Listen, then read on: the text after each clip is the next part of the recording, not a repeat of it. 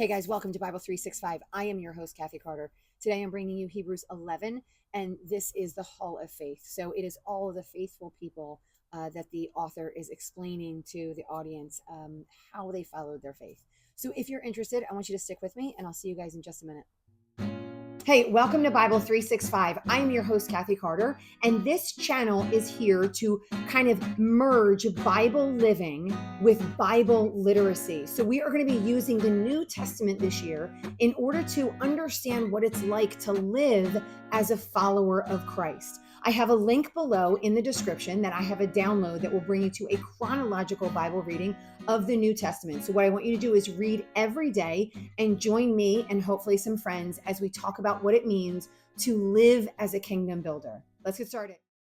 Welcome back. This is Bible 365, and today I'm bringing you Hebrews 11, which we've been through the book of Hebrews. This is 10 videos so far. If you have never been with me before, today's your first time. If you want to listen, great. I would love if you went back to Hebrews 1. So just because it helps with the understanding of the entire letter.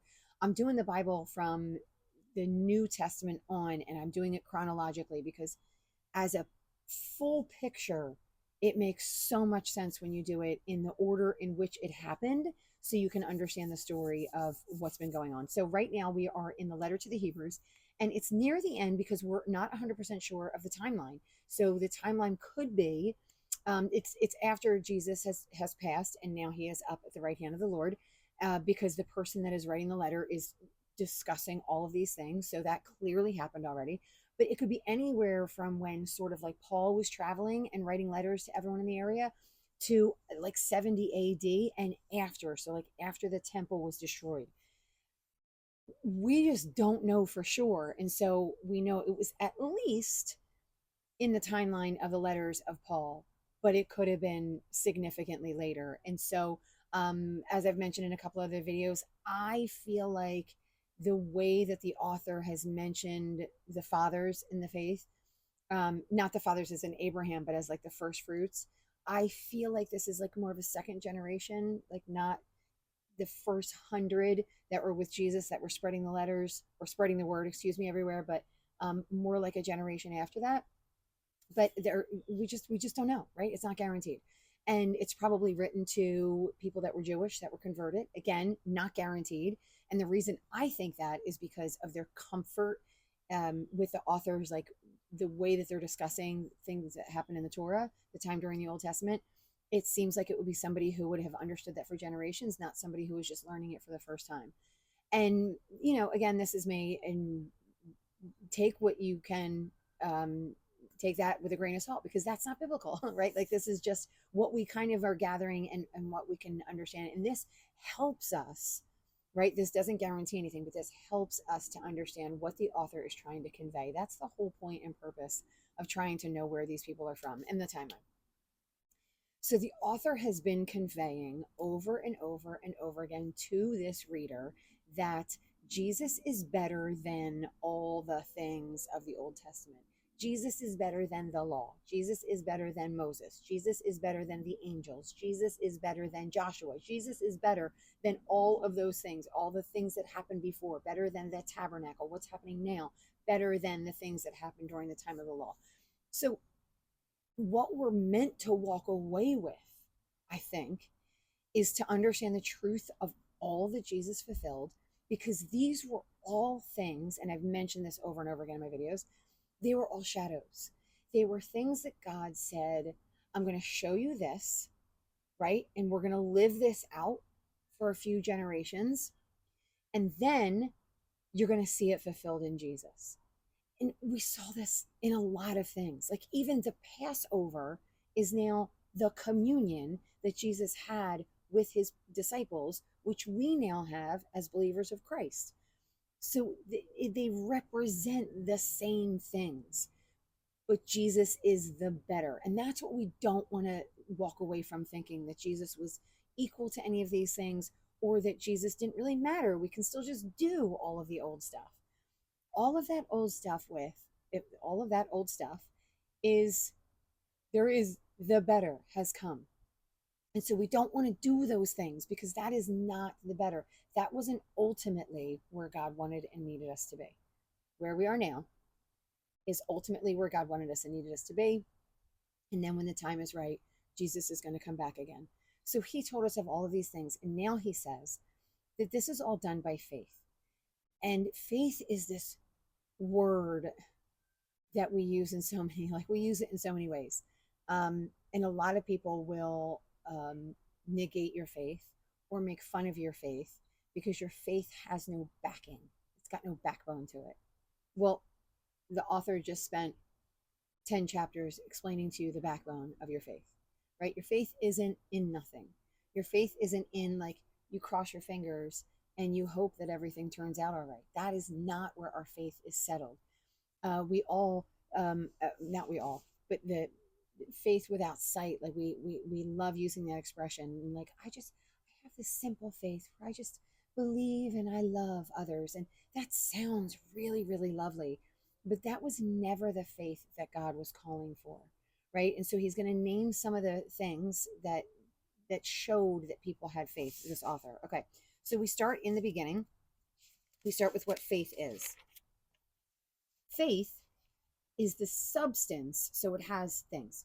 It's the substance of things hoped for, the evidence of things not seen.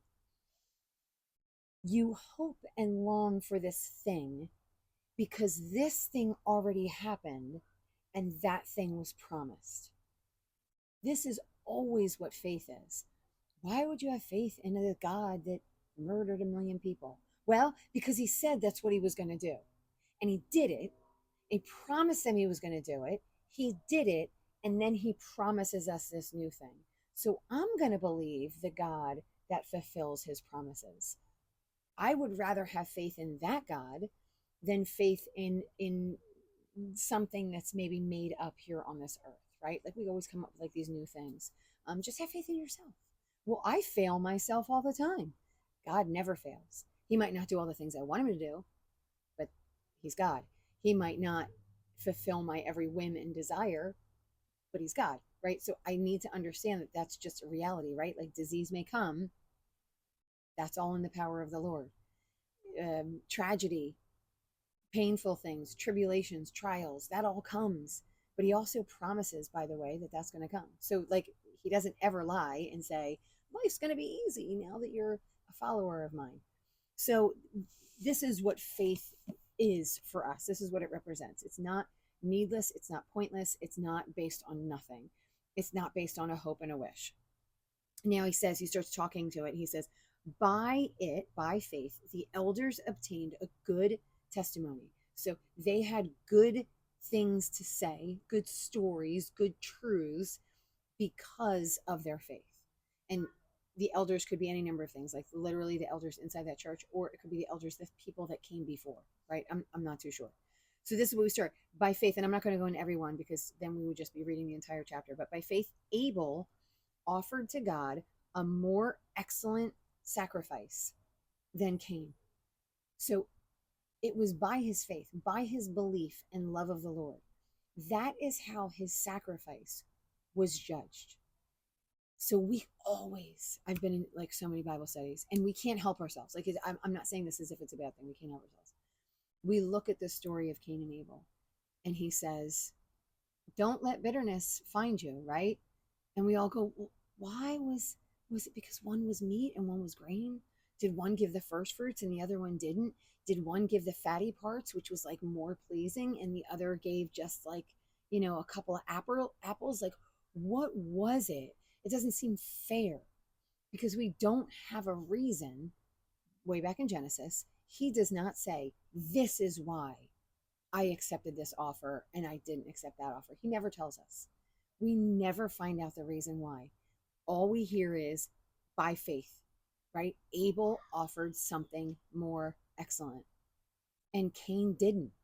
And then what happened? Cain destroyed because he lacked the faith, right? He didn't believe in God's promises. And so he destroyed because of that. By faith, Enoch was taken away. He didn't see death. Why? It says because he pleased God.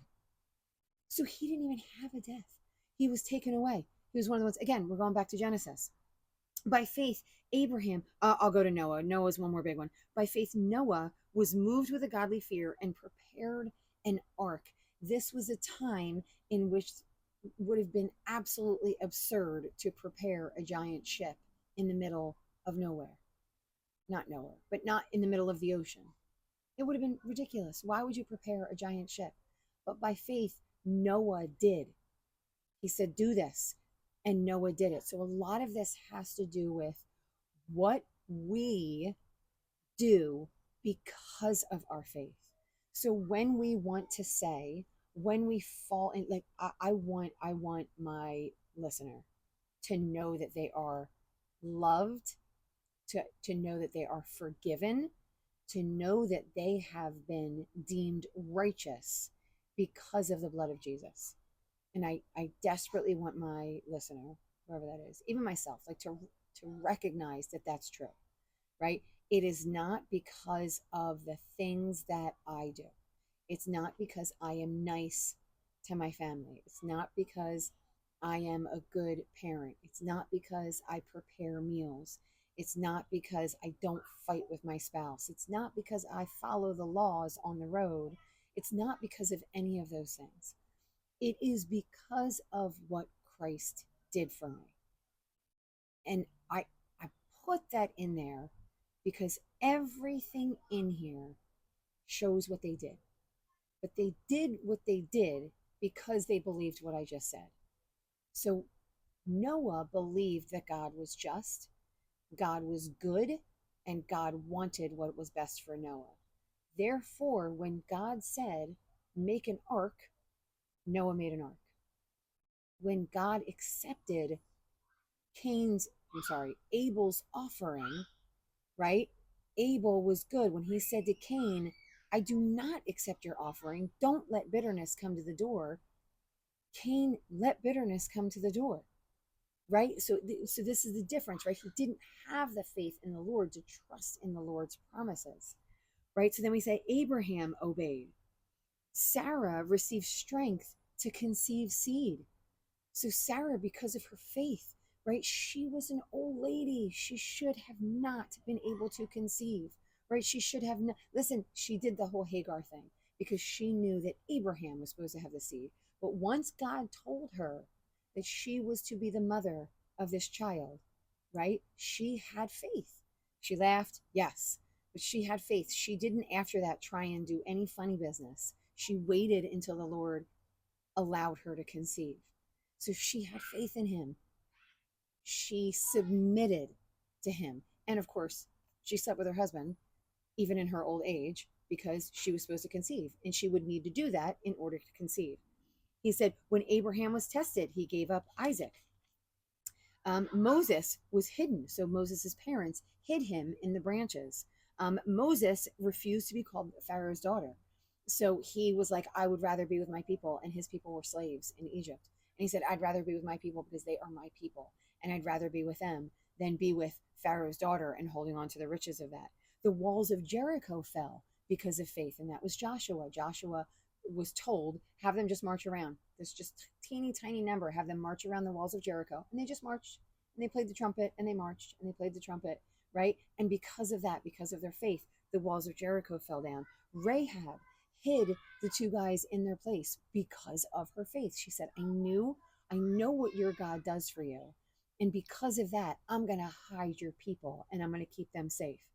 And he said, in all of these things, this is down at the end of the chapter, it said all of these things because then it lists a whole bunch of people who by faith, we see Samson, we see Japheth, we see all of these people who kept through, like all of what they did. And like even going to Jeremiah, it says they were stoned, they were sawn in two, which is probably Isaiah, tempted, slain with a sword, wandered about in sheepskins and goatskins, being destitute, afflicted, tormented, probably Jeremiah, of whom the world was not worthy.